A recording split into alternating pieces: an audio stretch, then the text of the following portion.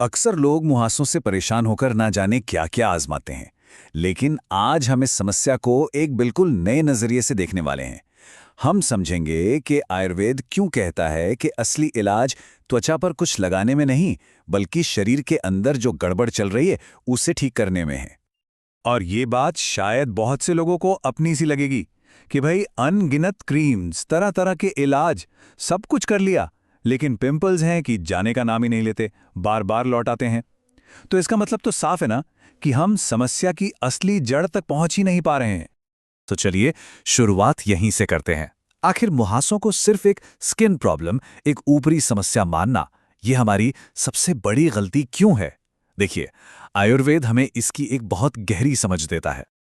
आयुर्वेद में मुहासों को सिर्फ पिंपल नहीं कहते, बल्कि एक नाम दिया गया है, युवान पीड़िका।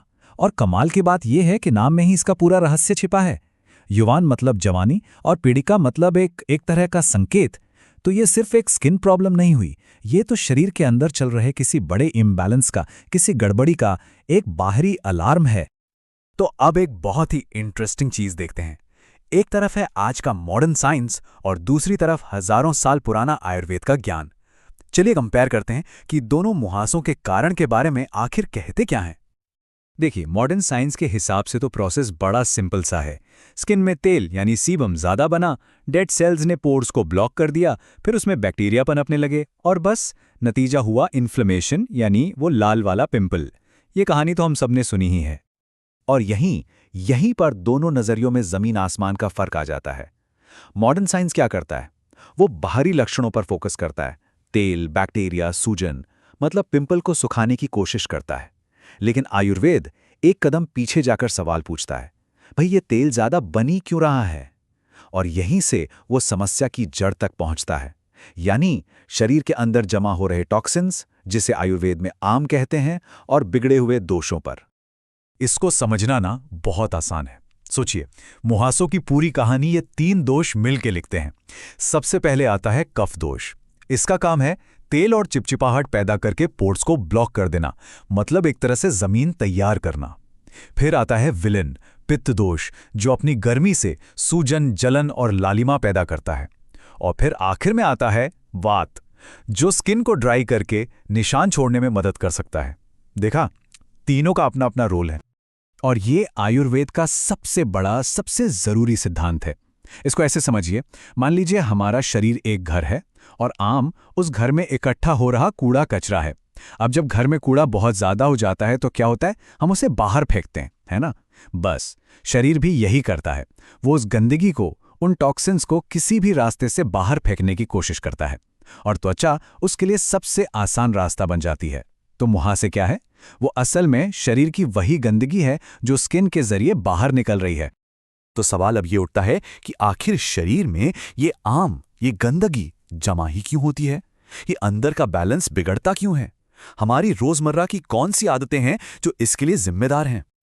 ये रहे कुछ सबसे बड़े विलन। हार्मोनल इम्बैलेंस, ये तो हम सब जानते ही हैं, लेकिन इसके अलावा तला भुना, जंक फूड, ये सब शरीर में गर्मी और चिपचिपाहट बढ़ाते हैं। अगर पेट ठीक नहीं है, गट हेल्थ खराब है, तो वो सीधे सीधे खून में गंदगी घोलता है। और स्ट्रेस और नींद की कमी का तो क्या ही कहना, ये तो पूरे शरीर के सिस्टम को हिलाकर रख देते हैं। और इन सब का असर वो हमारी त्वचा पर साफ साफ नजर आता है। तो अब जब हमने समस्या की जड़ को इतने अच्छे से समझ लिया है, तो एक अच्छी खबर भी है, और वो ये कि आयुर्वेद के पास इसका पक्का समाधान भी है। और ये कोई ऊपर ऊपर का इलाज नहीं है, ये सिर्फ लक्षणों को दबाना नहीं, बल्कि समस्या को जड़ से खत्म करने का तरीका है। और यही बात सबसे जरूरी है, इसे ध्यान से समझना होगा। असली और परमानेंट इलाज के लिए ना 2 तरफा हमला करना पड़ता है, अंदर से भी और बाहर से भी। सिर्फ क्रीम लगाने से काम नहीं चलने वाला। तो सबसे पहले बात करते हैं अंदर से सफाई की। इसके लिए आयुर्वेद में कुछ बहुत ही पावरफुल जड़ी बूटियां हैं, जैसे नीम और हरिद्रा। ये तो नेचुरल ब्लड प्यूरिफायर हैं, खून से गंदगी को साफ करते हैं। फिर है त्रिफला, जो हमारे पूरे डाइजेस्टिव सिस्टम को रीसेट करके पेट को साफ रखने में मदद करता है। मतलब ये जितनी भी दवाएं हैं, ये सीधे समस्या की जड़ पर वार करती हैं। अब दवाओं के साथ साथ असली इलाज तो हमारी रसोई में छिपा है। क्या अपनाना है? गर्म पानी पीना शुरू करें। ये पाचन की आग यानी अग्नि को तेज करता है। खूब फल खाएं, और हाँ, कड़वी सब्जियां जैसे करेला, नीम, ये शरीर की बढ़ी हुई गर्मी को शांत करती हैं और खून को साफ करने में कमाल का काम करती हैं। अब बात करते हैं उन चीज़ों की जिन्हें अपना दुश्मन समझ लेना चाहिए। ऑयली और fast food, chocolates, cold drinks, इन सबको बाय बाय कहना होगा। क्यों? क्योंकि ये सारी चीज़ें शरीर में पित्त यानी आग और कफ यानी चिपचिपाहट को बढ़ाती हैं। और याद है ना, यही तो वो दो विलेन हैं जो मुहासों को दावत देते हैं। अच्छा, अगर किसी की मुहासों की समस्या बहुत ज़्यादा पुरानी या सीरियस हो तो उसके लिए भी आयुर्वेद में एक रास्ता है। इसे कहते हैं पंचकर्मा। ये एक तरह की डीप क्लीनिंग थेरेपी है जो किसी एक्सपर्ट की देखरेख में ही होती है। और ये करती क्या है? ये शरीर से जहरीले पदार्थों को बहुत तेजी से बाहर निकालकर पूरे सिस्टम को मानो रीबूट कर देती है। तो इस पूरी बातचीत का निचोड़ क्या है?